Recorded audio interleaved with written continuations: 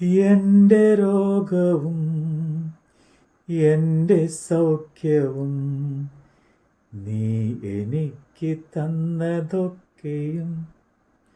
എൻ്റെ രോഗവും എൻ്റെ സൗഖ്യവും നീ എനിക്ക് തന്നതൊക്കെയും.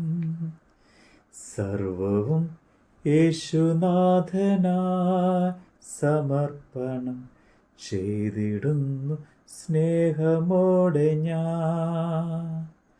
സർവവും യേശുനാഥനായി സമർപ്പണം ചെയ്തിടുന്നു സ്നേഹമോടെ ഞാൻ. യിരെമ്യാവ് പ്രവാചകന്റെ പുസ്തകം 3-ാം അധ്യായം. ഒരു പുരുഷൻ തൻ്റെ ഭാര്യയെ ഉപേക്ഷിക്കുകയും അവൾ അവനെ വിട്ടുപോയി മറ്റൊരു പുരുഷന് ഭാര്യയായി തീരുകയും ചെയ്ത ശേഷം അവൻ അവളുടെ അടുക്കൽ പോയി വീണ്ടും ചെല്ലുമോ?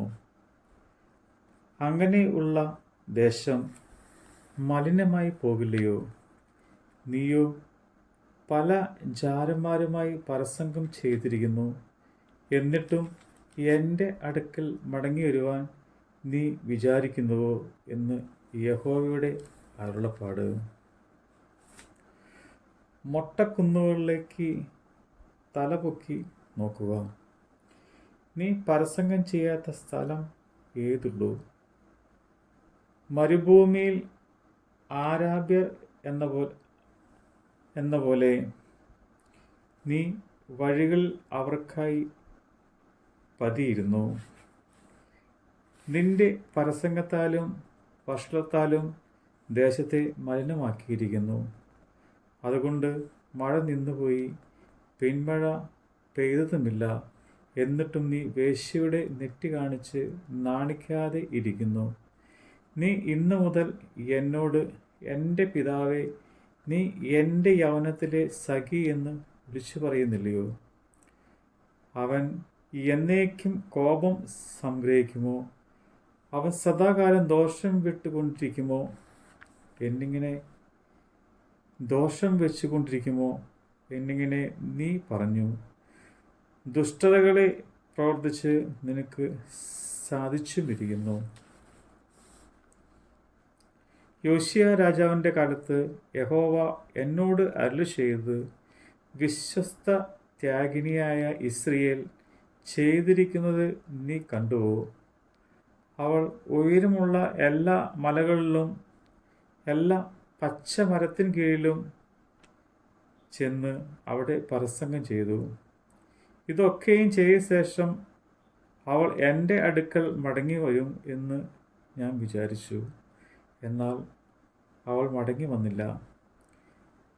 വിശ്വാസപാതകിയായ യഹൂദ എന്ന അവളുടെ സഹോദരി അത് കണ്ട്, വിശ്വാസത്യാഗിയായ ഇസ്രയേൽ വ്യഭിചാരം ചെയ്ത് ഹേതുവാൽ തന്നെ ഞാൻ അവളെ ഉപേക്ഷിച്ച ഉപേക്ഷണപത്രം കൊടുത്തത് വിശ്വാസപാതിയായ യഹൂദ എന്ന അവളുടെ സഹോദരി കണ്ടിട്ടും ഭയപ്പെടാതെ അവളോട് ചെന്ന് പരസംഗം ചെയ്തു. മനോലഘുത്വത്തോടുകൂടെ ചെയ്ത അവളുടെ പരസംഗം ഹേതുവായി ദേശം മലിനമായിപ്പോയി. കല്ലിനോടും മരത്തോടും അവൾ വ്യഭിചാരം ചെയ്തു. ഇതെല്ലാമായിട്ടും വിശ്വാസപാതികയായ സഹോദരി യഹൂദ കപടമായിട്ടില്ലാത്ത പൂർണ്ണ ഹൃദയത്തോടെ എൻ്റെ അടുക്കൽ മടങ്ങി വന്നിട്ടില്ല എന്ന് യഹോവയുടെ അരുളപ്പാട്. വിശ്വാസത്യാഗിനിയായ ഇസ്രയേൽ വിശ്വാസപാതികയായ യഹോദയേക്കാൾ നീതിയുള്ളതെന്ന് യഹോവ എന്നോട് അരുളി ചെയ്തു. നീ ചെന്ന്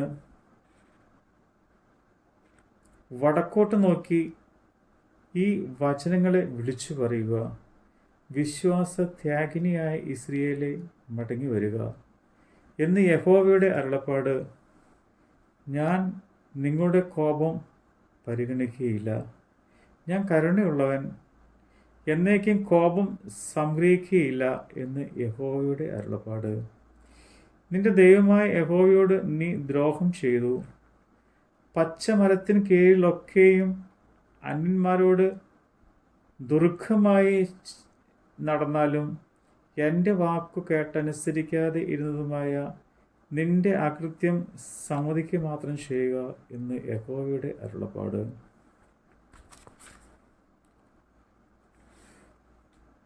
വിശ്വസ്തത്യാഗികളായ മക്കളെ, മടങ്ങി വരുവീൻ എന്ന് യഹോവയുടെ അരുളപ്പാട്.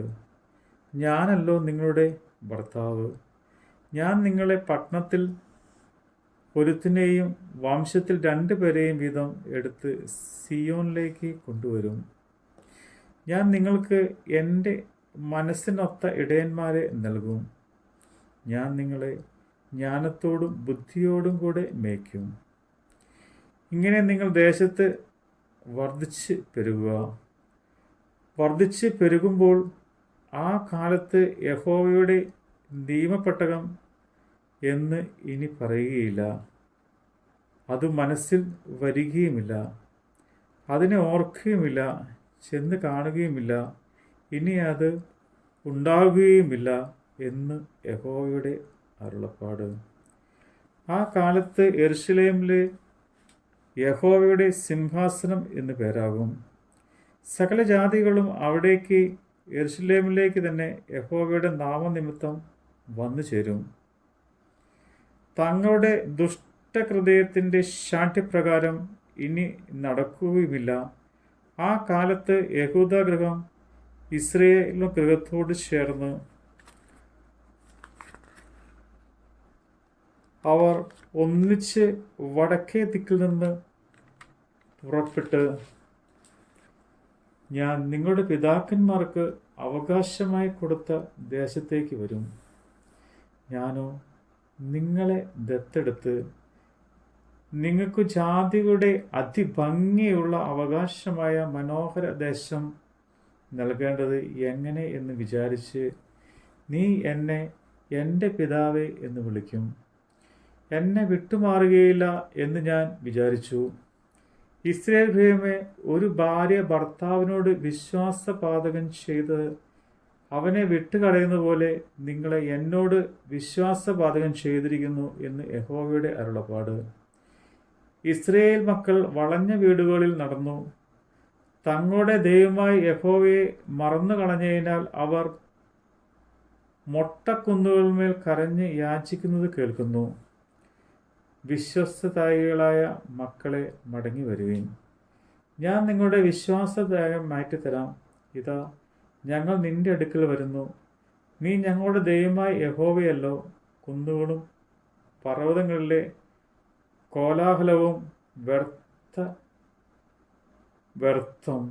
ഞങ്ങളുടെ ദൈവമായ യഹോവയിൽ മാത്രമേ ഇസ്രായേൽ രക്ഷയുള്ളൂ. ലജ്ജാവിഗ്രഹങ്ങളോ ഞങ്ങളുടെ യൗവനത്തിലെ ഞങ്ങളുടെ പിതാക്കന്മാരുടെ സമ്പാദ്യത്തെയും അവരുടെ ആടുകളെയും കന്നുകാലികളെയും അവരുടെ പുത്രന്മാരെയും പുത്രിമാരെയും തിന്നു കളഞ്ഞിരിക്കുന്നു. ഞങ്ങൾ ഞങ്ങളുടെ ലജ്ജയിൽ തന്നെ കിടക്കട്ടെ. ഞങ്ങളുടെ നാണം ഞങ്ങളെ മൂടട്ടെ. ഞങ്ങളും ഞങ്ങളുടെ പിതാക്കന്മാരും യൗവനം മുതൽ ഇന്ന് വരെ ഞങ്ങളുടെ ദൈവമായ യഹോവയോട് പാപം ചെയ്തിരിക്കുന്നു.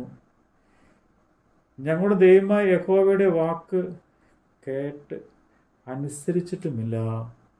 നമ്മുടെ കർത്താവിൻ്റെ വചനമാണ് നമ്മൾ കേട്ടത്. എൻ്റെ രോഗവും എൻ്റെ സൗഖ്യവും നീ എനിക്ക് തന്നതൊക്കെയും. എൻ്റെ രോഗവും എൻ്റെ സൗഖ്യവും നീ എനിക്ക് തന്നതൊക്കെയും. സർവവും യേശുനാഥനായി സമർപ്പണം ചെയ്തിടുന്നു സ്നേഹമോടെ ഞാൻ. സർവവും യേശുനാഥനായി സമർപ്പണം ചെയ്തിടുന്നു സ്നേഹമോടെ ഞാൻ.